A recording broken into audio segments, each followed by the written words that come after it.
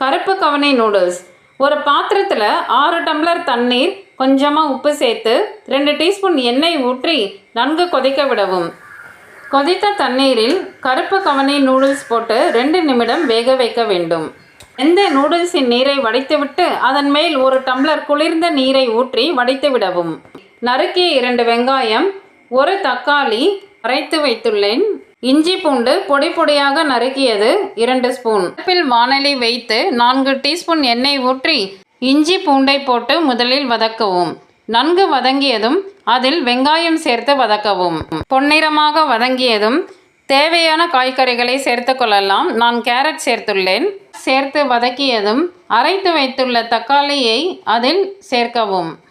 இவை அனைத்தும் நன்கு வதங்கியதும் 1 ஸ்பூன் மிளகாய்த்தூள், 1 ஸ்பூன் கரம் மசாலா, 1/4 ஸ்பூன் மிளகுத்தூள் சேர்த்து வதக்கவும்.